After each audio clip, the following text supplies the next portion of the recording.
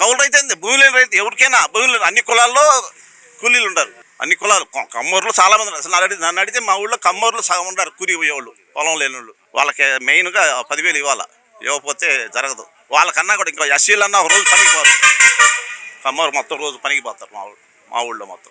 ఓపికంటే compulsory మళ్ళీ పొద్దున్నే ఇది ఎన్ఆర్జీఎస్ పని ఉంచండి, ఉపాధి హామీ, ఆ పనికి కూడా పరిగెత్తారు. ఆ కమ్మూరే ఆ పనికి పోయి అందరికన్నా బాగా మిగులుగా ఉంటారు నీట్గా. కాబట్టి ఈ పనులన్నీ జరిగితే తప్పకుండా మేము కూడా పొలం ఇస్తాం. ప్యాకేజీ తగ్గితే మాత్రం మా వల్ల కాదు.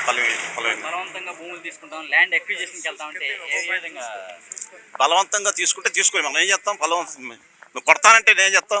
ఈ విధంగా మాట్లాడితేనే మమ్మల్ని కేసులో పెడతారని మాకు భయం. ఈ విధంగా మాట్లాడితే రెండోసారి ముఖ్యమంత్రి అయినప్పుడు నాకు ఎంత గౌరవం, చంద్రబాబు అంటే బాగా అడ్మినిస్ట్రేషన్ అనుకున్నాను. 5 సంవత్సరాలు వాడిని పొగిడేవాడిని. కానీ ఏంది నువ్వు ఈ పార్టీ ఏంటి వాడిని పొగులుతావు అనేవాళ్ళు. అడ్మినిస్ట్రేషన్ మంచిదారని కొరవలతో చెప్పేవాడిని. అడ్మినిస్ట్రేషన్ చంద్రబాబును ఒప్పుకోవాలా అన్న తర్వాత అసలు నాశనం చేసుకున్నాడు. కొడుకును ముఖ్యమంత్రి చేయాలని దురుద్దేశంతో ఈ పనులు నేను చేస్తున్నాడు.